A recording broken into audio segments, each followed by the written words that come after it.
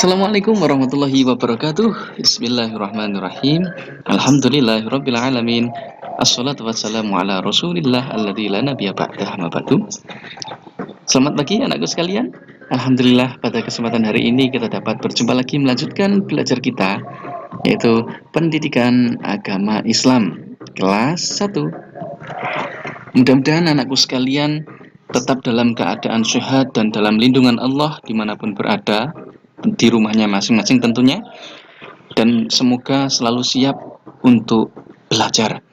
Baik anakku sekalian, ada pepatah Islam yang mengatakan bahwa man jadda wajada, yang artinya barang siapa yang bersungguh-sungguh maka ia akan berhasil. Artinya ketika seseorang mau berusaha maka dia akan memperoleh kesuksesan. Maka ketika kalian menginginkan sesuatu, ingin meraih cita-cita, maka kalian harus berusaha dengan sungguh-sungguh. Insya Allah akan tercapai. Anakku sekalian, marilah kita awali pelajaran kita hari ini dengan berdoa, memohon kepada Allah agar pelajaran kita hari ini diberikan kelancaran, kita dimudahkan dalam menerima ilmu, dan ilmu yang kita terima dapat bermanfaat.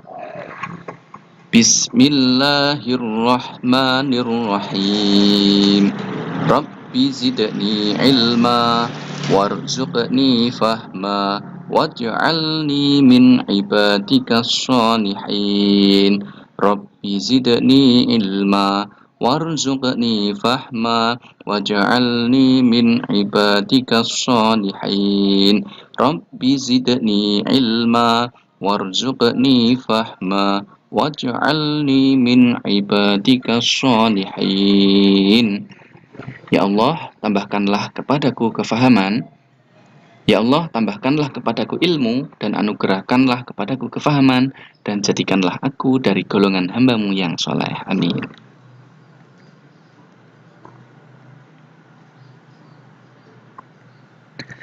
Anakku sekalian, hari ini kita melanjutkan pelajaran minggu lalu, yaitu pelajaran 7 sub C, yaitu pesan Quran Surat Al-Ikhlas. Tujuannya yaitu agar anakku sekalian dapat mengetahui pesan yang terkandung dalam Surat Al-Ikhlas dan dapat memahaminya, serta dapat menerapkannya dalam kehidupan sehari-hari. Anakku sekalian, minggu lalu kita telah menghafalkan Quran Surat Al-Ikhlas ayat 1-4. Yuk, hari ini kita awali dengan membaca Quran Surat Al-Ikhlas terlebih dahulu agar bacaan kita semakin baik dan hafalan kita semakin melekat. Kita baca bersama-sama ya. A'udzu billahi minasyaitonir rajim. Bismillahirrahmanirrahim. Qul huwallahu ahad. Allahus samad. Lam yalid walam yulad walam yakul lahu kufuwan ahad. Bismillahirrahmanirrahim. Qul huwallahu ahad. Allahus samad.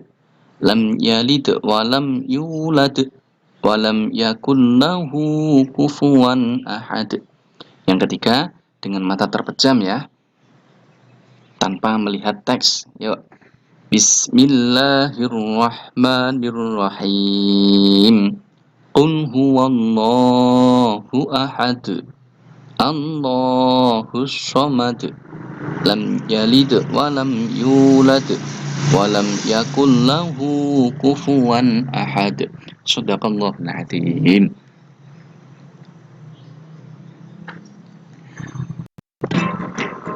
Anakku sekalian, Surat Al-Ikhlas artinya yaitu memurnikan keesaan Allah Subhanahu wa ta'ala. Ada yang masih ingat semua ya? Esa itu artinya apa? Ya, Esa itu artinya satu. Berarti Allah Maha Satu.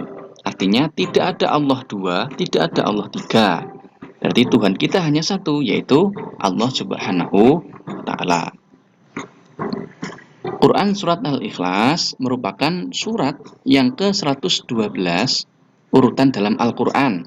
Ya, kita ingat bahwa di dalam Al-Quran itu terdiri dari 114 surat. Ya, kalian buka Al-Quran, di situ ada 114 surat. Sedangkan surat Al-Ikhlas menempati urutan surat yang ke-112, yaitu berada di juz 30. Surat Al-Ikhlas tergolong surat Makkiyah. Apa itu surat Makkiyah? Betul, yaitu surat yang diturunkan di kota Makkah ketika Nabi Muhammad berada di kota Makkah. Yang kedua, ada surat apa, anakku? Ya, surat Madaniyah, yaitu ayat atau surat yang diturunkan ketika Nabi Muhammad telah berada di kota Madinah. Dan surat Al-Ikhlas ini diturunkan ketika Nabi Muhammad berada di kota Makkah, maka disebut dengan surat Makkiyah. Surat Al-Ikhlas terdiri dari 4 ayat. Yuk, kita baca surat Al-Ikhlas beserta dengan artinya, sesuai yang kita hafalkan kemarin. Bismillahirrahmanirrahim. Qul huwallahu ahad. Katakanlah, dialah Allah yang Maha Esa. Allahus Somad. Allah adalah Tuhan bergantung kepadanya segala sesuatu. Lam yalid wa lam yulad. Dia tidak beranak dan tidak pula diperanakkan. Walam yakul lahu kufuwan ahad. Dan tidak ada seorang pun yang setara dengan dia. Yuk, yang kedua, kali ini kita baca surat Al-Ikhlas beserta dengan artinya dengan mata terpejam, ya. Dengan mata terpejam kita mereview hafalan kita minggu lalu, ya. Yuk, mata terpejam. Bismillahirrahmanirrahim. Qul huwallahu ahad. Katakanlah, dialah Allah yang Maha Esa. Allahus Somad. Allah adalah Tuhan yang bergantung kepadanya segala sesuatu.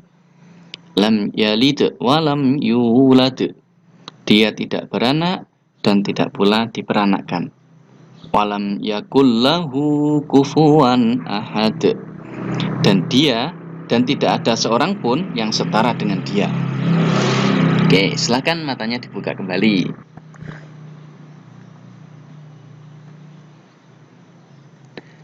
Anakku sekalian, pesan Quran surat Al-Ikhlas.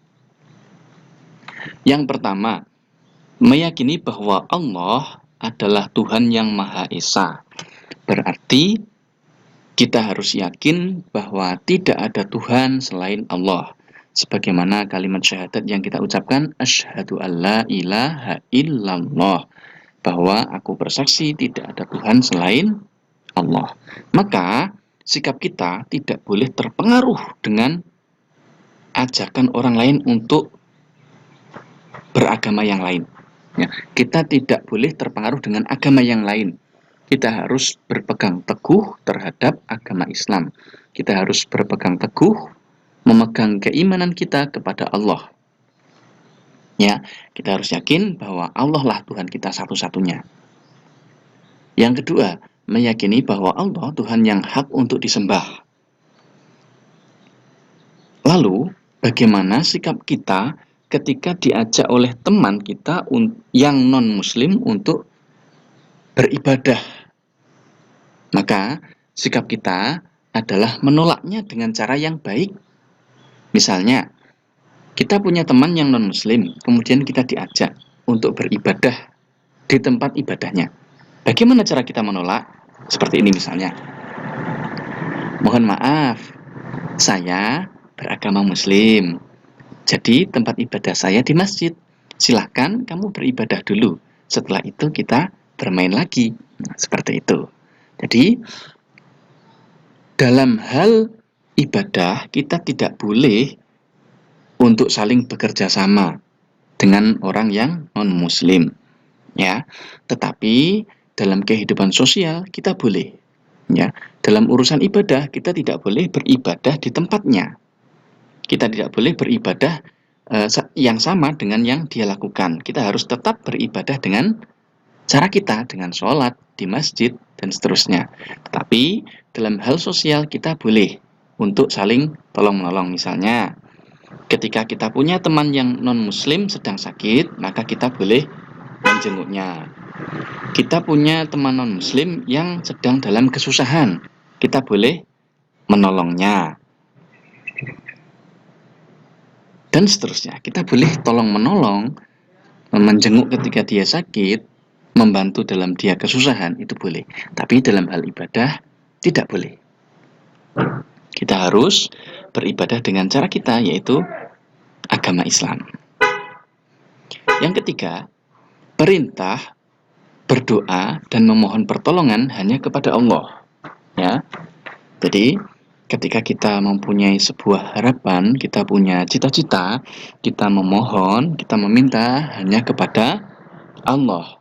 Ya, biarkan orang lain, biarkan orang non-muslim untuk berdoa dengan caranya masing-masing.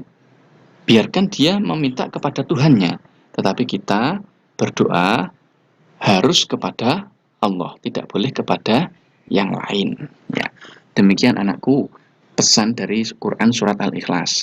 Ini mengajarkan kita untuk mengesahkan Allah, untuk memurnikan keyakinan kita, keimanan kita kepada Allah. Lalu sikap kita terhadap orang lain yang itu non-muslim, yaitu dalam hal ibadah kita tidak boleh